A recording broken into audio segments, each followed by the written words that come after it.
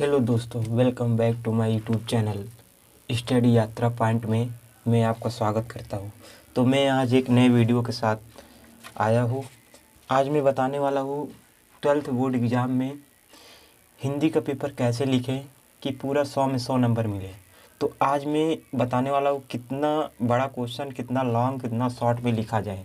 मैं प्रॉपर लिख के लाया हूँ, सॉल्व करके लाया हूँ मॉडल पेपर कि इसी तरीके से आप लिखेंगे बोर्ड एग्जाम में तो 100% 100 में 100 स्कोर करके ही आएंगे।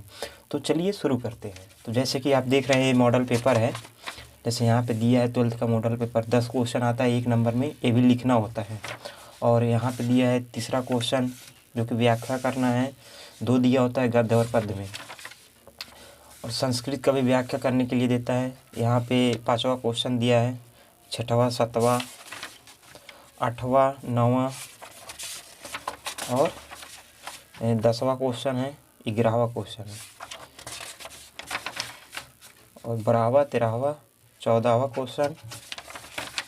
बस टोटल 14 क्वेश्चन आते हैं बोर्ड एग्जाम में, 12th बोर्ड एग्जाम में।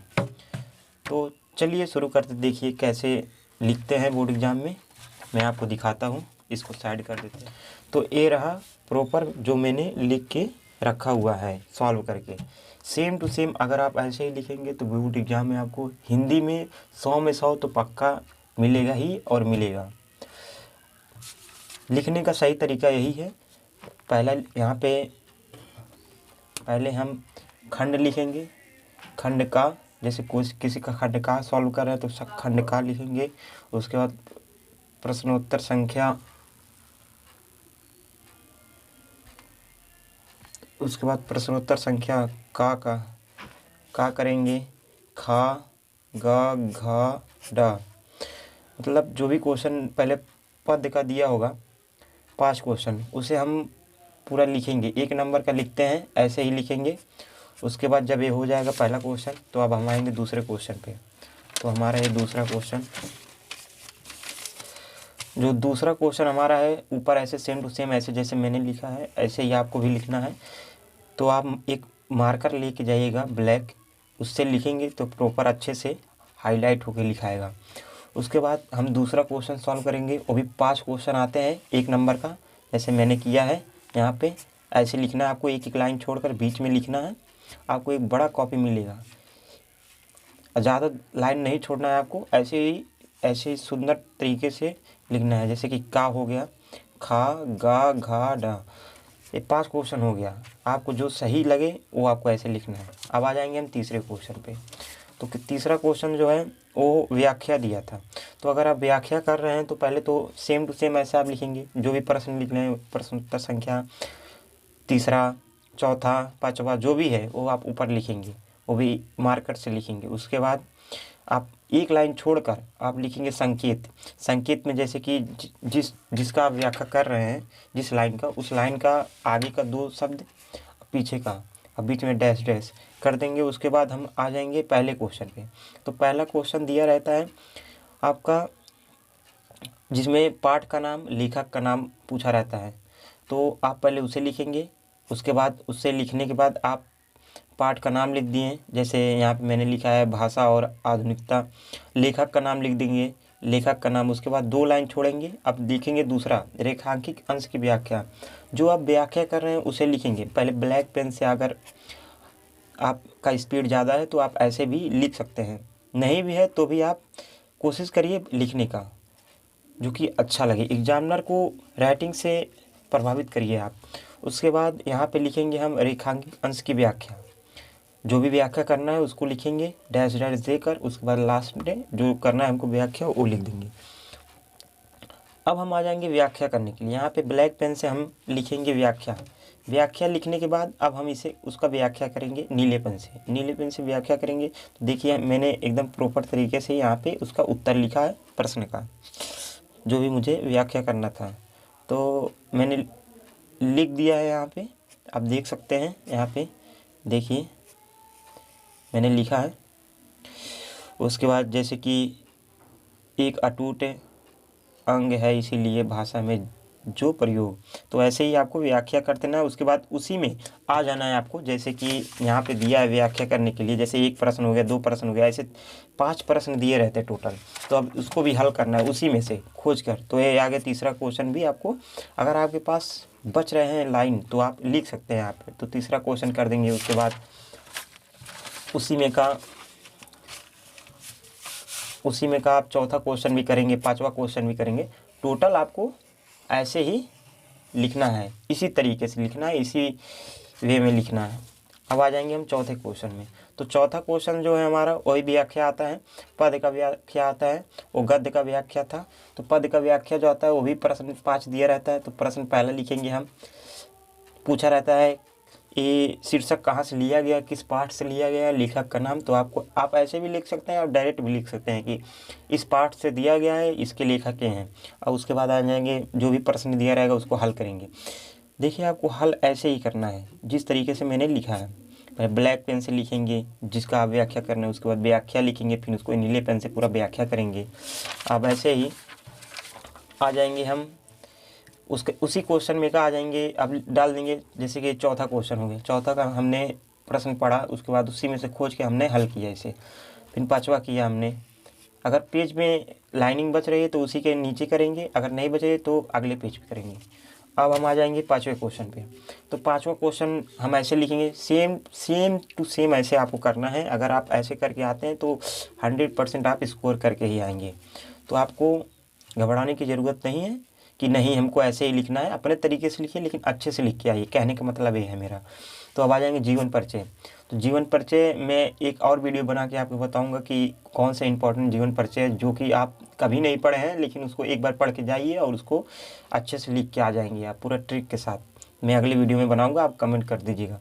और फिर अब जीवन परिचय लिखेंगे। जीवन परिचय लिखना है, जिसका लिखना है उनका नाम पहले ऊपर, फिर 1-2 लाइन छोड़ेंगे, उसके बाद हम लिखेंगे जीवन परिचय।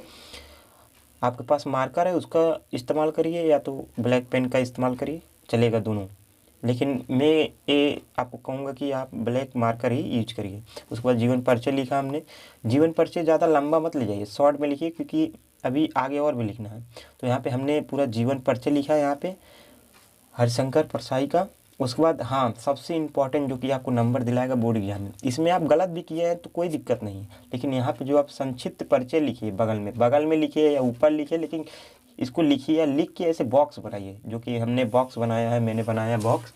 तो आप भी ऐसे बॉक्स बनाइए, उनका नाम लिखिए, जन्म लिखिए, जन्म स्थान लिखिए, पिता का नाम लिखिए, शिक्षा लिखिए, जो भी आपको लिखना है। हाँ, सबसे इम्पोर्टेंट बात, उनकी रचनाएं लिखिए। कम से कम 2 तो लिख के आइए। 2 लिखेंगे तो और एग्जामिनर आपको नंबर देगा, बढ़ा चढ़ा के दे देगा 1-2 नंबर। उसके बाद साहित्य परिचय, साहित्यिक परिचय भी लिखना रहता है उनका। जीवन परिचय आप शॉर्ट लिखिए, साहित्यिक परिचय भी लिखना होता है। साहित्यिक परिचय हो गया, ऐसे डालेंगे साहित्यिक परिचय, उसके बाद लिखेंगे, फिर उनकी रचनाएं लिखेंगे।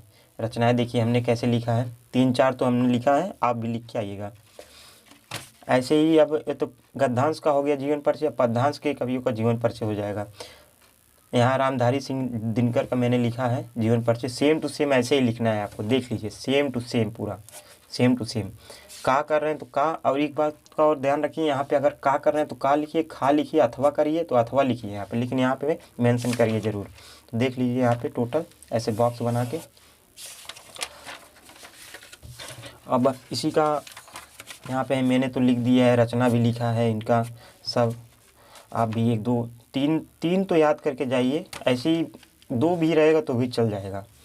अब यहाँ पे हम आ जाएंगे प्रश्न उत्तर संख्या 6 में हमने लिखा है पंचलाइट कहानी का सारांश।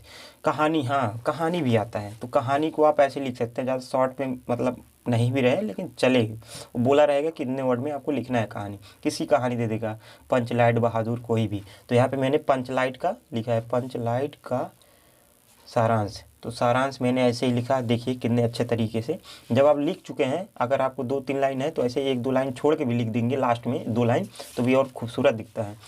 मेरे कहने का मतलब है बोर्ड एग्जाम में जितना साफ़ सुथरा और खूबसूरत लिख के आएंगे उतना नंबर मिलने का चांस ज़्यादा होता है, क्योंकि एग्जामिनर पढ़ता नहीं है ज़्यादा, कब तक वो पढ़ेगा, वो केवल आपका राइटिंग देखेगा, उसी से आपको जज कर लेगा कैसा बच्चा है।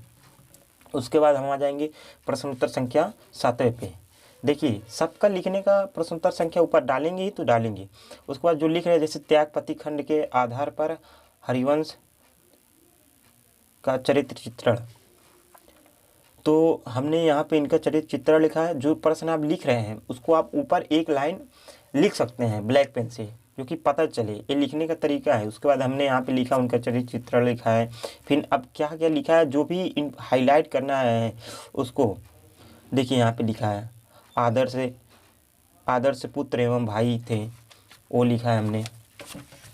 यहाँ पे अजय योद्धा लिखा है। तो मतलब ऐसे ही मेंशन करके आप आगे लिख सकते हैं। आगे लिखिए पूरा और 2 लाइन छोड़ कर लिखिए। अब देख लीजिए टोटल एक खंड खा पे आ गए हम। प्रश्नोत्तर संख्या 8वें का हमने किया है। संकेत में वही लिखा है। टोटल संकेत में जो मैंने आपको पहले ही बताया हूँ। और संदर्भ में मैंने लिखा है। संदर्भ वो होता है जो कि जिस पाठ से आप मतलब एक क्वेश्चन आया है वो पूछा रहता है, पाठ के लेखक का नाम पूछा रहता है। उसके बाद क्वेश्चन ये अनुवाद करने के लिए संस्कृत का है, इसको अनुवाद करना है। अनुवाद करके मैंने लिखा है यहाँ पे। और प्रश्नोत्तर संख्या 8वें का खा, जैसे संदर्भ लिखा, संदर्भ दिया है। प्रस्तुत पददान से फलाना जगह से लिया गया, इसके लेखक ये हैं, कवि ये है, इनका ये हो गया। उसके बाद अनुवाद मैंने किया है। ये हो गया प्रश्नोत्तर संख्या 8वां, जो कि ये आपका श्लोक है। श्लोक का भी व्याख्या करने के लिए, हिंदी में अनुवाद करने के लिए आता है। और आ जाएंगे हम 9वें प्रश्न पे। 9वें प्रश्न ये है ईंट से ईंट बजाना, जो कि यहाँ पे दिया था 9वां प्रश्न हमारा। आप देख सकते हैं, देखिए यहाँ पे दिया है मुहावरे। ये मुहावरे है, इसी को मैंने लिखा है, सॉल्व किया है। तो यहाँ पे हो गया ईंट से ईंट बजाना, उसका अर्थ लिखना होता है। जैसे यहाँ ईंट से ईंट बजाने का अर्थ क्या है, यदि कोई शत्रु देश भारत पर आक्रमण करने का, यही है। आप देख लीजिए गौर से। अब आ जाएंगे हम अगले पेज पे। अगला क्वेश्चन 10वां क्वेश्चन।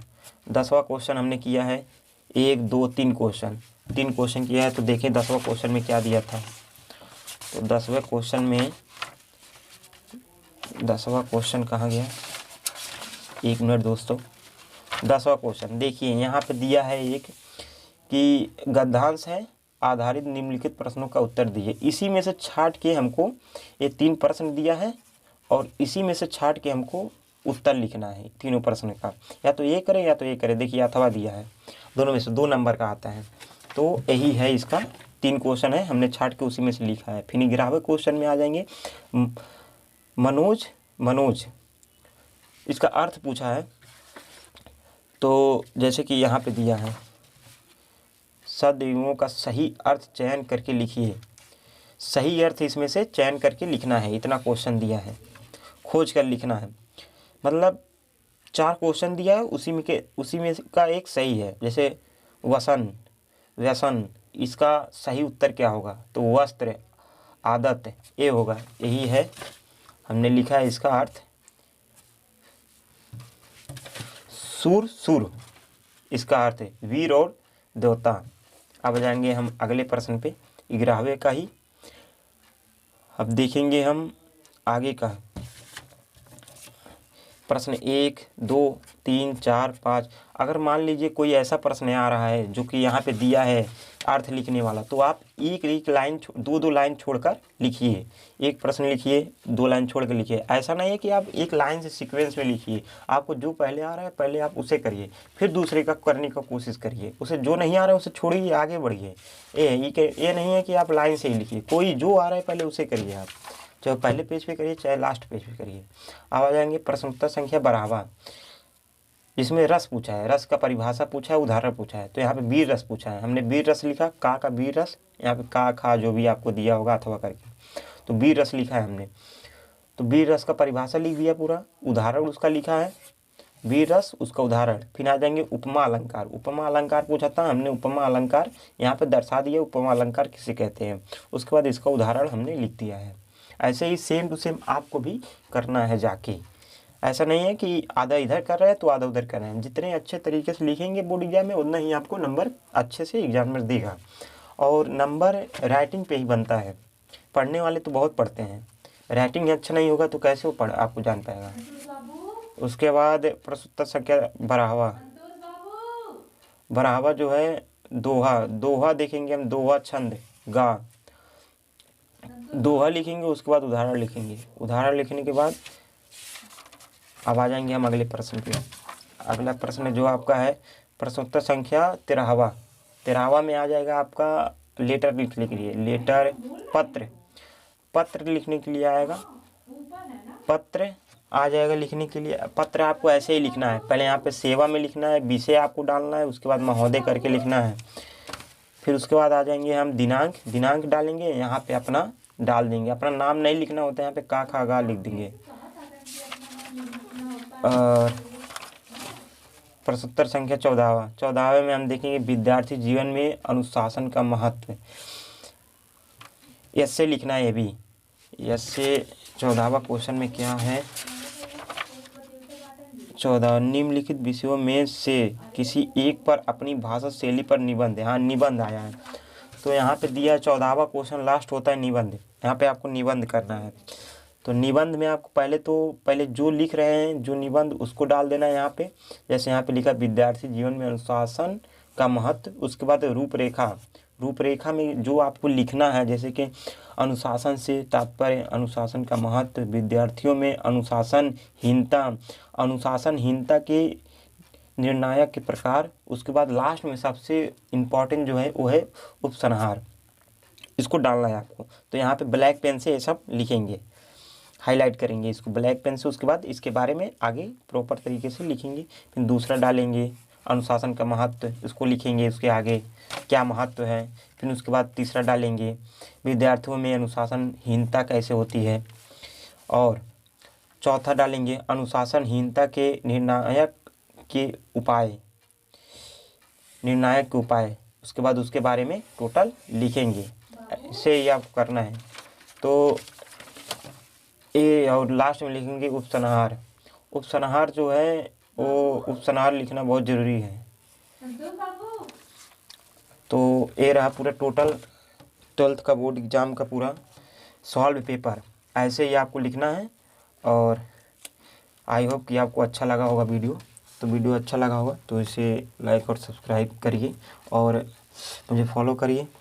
तो अगर आपको इसका पूरा कंप्लीट PDF चाहिए तो मेरे टेलीग्राम चैनल पे आके आप जुड़ सकते हैं। वहाँ पे मैं फ्री में दे दूँगा आपको टेलीग्राम चैनल। तो थैंक यू सो मच, मिलते हैं अगले वीडियो में। धन्यवाद, जय हिंद।